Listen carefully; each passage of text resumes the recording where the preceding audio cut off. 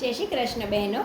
આજે હું તમારી માટે નાગપાંચમની વાર્તા લઈને આવી છું. તો નાગપાંચમમાં શું શું કરવાનું હોય છે, નાગપાંચમ ક્યારે આવે છે અને નાગપાંચમની પાછળ શું વાર્તા છુપાયેલી છે, ચાલો આપણે સૌ મળીને જાણીએ.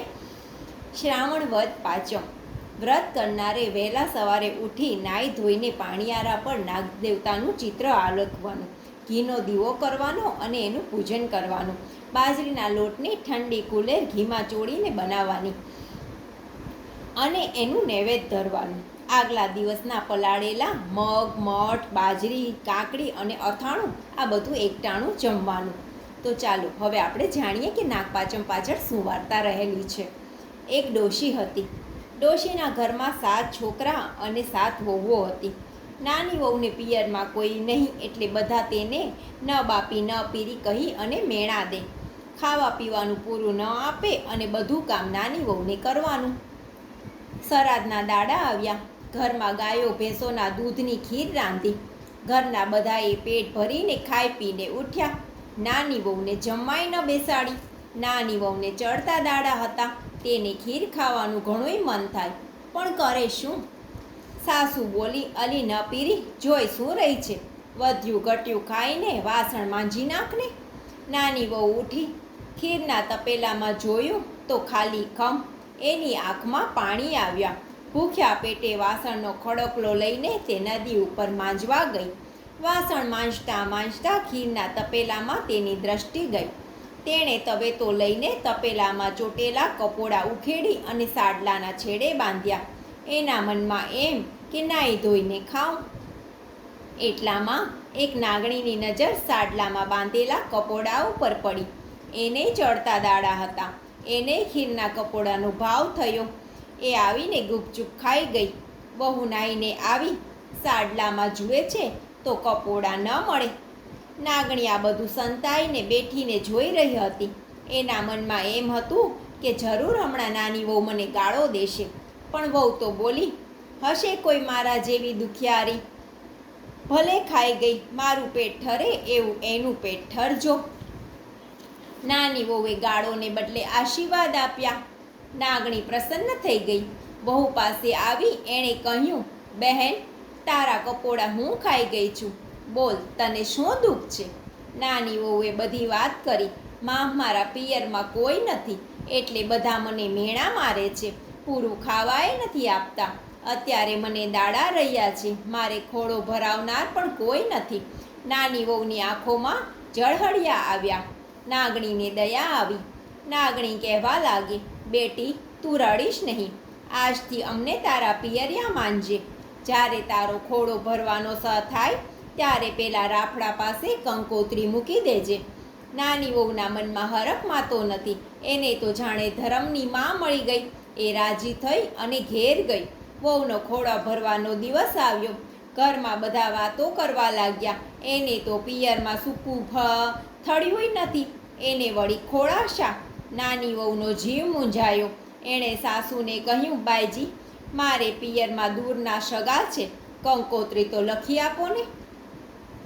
એક ગરડી પડોશણ બોલી, કટકો કાગળ લખવામાં શું જાય છે, લખી આપો ને. વહુને કંકોત્રી લખી આપી. કંકોત્રી લઈને વહુ પેલા રાફડા પાસે મૂકી આવી. ખોળો ભરવાનો વખત થયો. સાસુએ ટોણો માર્યો, ઝટ કરો ને ચૂલે આંધણ મેલો, હમણાં વહુના પિયરિયા આવશે, પેટી ભરીને લુગડા લાવશે. એટલામાં તો નાગણી, નાગદેવતા અને નાગકુમારો આવ્યા. પેટી ભરીને હીરના ચીર લાવ્યા, દર દાગીના લાવ્યા. જોઈને બધાના મોં શિવાઈ ગયા. ન કોઈ બોલે કે ન ચાલે. ચૂલે તો સાચો સાચ આંધણ મૂક્યું. નાગદેવતાએ કહ્યું, અમારા માટે તો દૂધ મૂકો, અમે તો દૂધના પીનારા. દૂધના દેગડા ચૂલે ચડ્યા. જે જુદા ઓરડામાં દૂધના તપેલા મૂક્યા. નાગદેવતા તો ચપ ચપ ચપ કરીને દૂધ પીવા લાગ્યા. ખોળો ભરવા માંડ્યો. વહુને તો હીરના ચીર, સોનું, રૂપું, હીરા, માણેક જોઈએ તેટલું આપ્યું. સાસરિયા છોભીલા પડી ગયા. નાગદેવતા બોલ્યા, હવે વળાવો ત્યારે, સુવાવડ પછી 2 મહિને મૂકી જઈશું.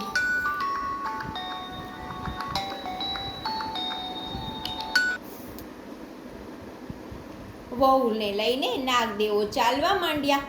ગામથી છેટે પેલો રાફડો આવ્યો. નાગ દેવતાએ કહ્યું, બહેન ગભરાઈશ નહીં, અમારી પાછળ ચાલી આવ. બધા એક મોટા ભોયરામાં ઉતર્યા. ત્યાં જુએ છે તો મોટા મહેલ દીઠા. વહુ તો રાજી રાજી થઈ ગઈ. મહેલમાં હિંડોળા ખાટ પર બેસી અને ઝૂલવા લાગી. નાગણી બોલી, જો બહેન આ નાગકુમારોને તારા ભાઈ સમજજે. ખાઈ પીને મજા કર, પરંતુ એક કામ તારે કરવાનું. સવારે, બપોરે અને સાંજે ઘંટડી વગાડજે, એટલે બધા નાગકુમારો દૂધ પીવા ભેગા થશે. એમને હંમેશા દૂધ પાવું એ તારું કામ. દિવસો વીત્યા અને નાની વહુને તો દેવ જેવો દીકરો અવતર્યો. છોકરો તો દાડે વધે ને રાતે વધે, એમ કરતાં કરતાં છોકરો તો મોટો થયો. એક દિવસ નાની વહુ ઉકળતું દૂધ ટાઢું પાડવા મૂકી અને બહાર ગઈ. છોકરો તો રમતો રમતો દૂધ પાસે ગયો. ત્યાં પેલી ઘંટડી જોઈ છોકરાએ ઘંટડી વગાડી. ત્યાં તો નાગકુમારો દોડતા આવ્યા. નાગકુમારોને જોઈ છોકરો બીનો. તેના હાથમાંથી ઘંટડી પડી ગઈ. ઘંટડી બરાબર બે નાગકુમારોના પૂંછડા પર પડી, એટલે બેયના પૂંછડા કપાઈ ગયા. બીજા દૂધ પીવા ગયા, પણ ગરમ ઉકળતું દૂધ. બિચારાઓના મોઢા બળી ગયા. નાગકુમારો તો બાળિયા અને બૂચિયા થઈ ગયા. નાની વહુ બહારથી આવીને જુએ છે તો રૂપાળા નાગકુમારો બાળિયા બૂચિયા થઈ ગયા. પણ શું કરે, નાના છોકરાને શું કહે? નાગકુમારો તો ગુસ્સે થઈ ગયા અને કહેવા લાગ્યા, અમે તારા છોકરાને કરડી ખાશું. નાગમાતા આવી પહોંચી અને નાગકુમારોને શાંત કર્યા, પણ એમના મનમાંથી વેર ગયું નહીં. નાની વહુને સાસરે વળાવવાનો દિવસ આવ્યો. મનગમતી પહેરામણી આપી, સોનાનો ચૂડો આપ્યો અને વિદાય દેતા નાગમાતાએ કહ્યું, તને દુઃખ પડે તો અહીં આવજે.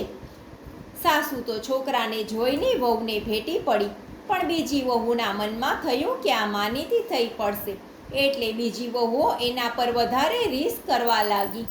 હવે પેલા નાગકુમારોના મનમાં થયું કે અહીં આપણે માતાએ કરડતા રોક્યા, પણ ત્યાં કોણ રોકશે?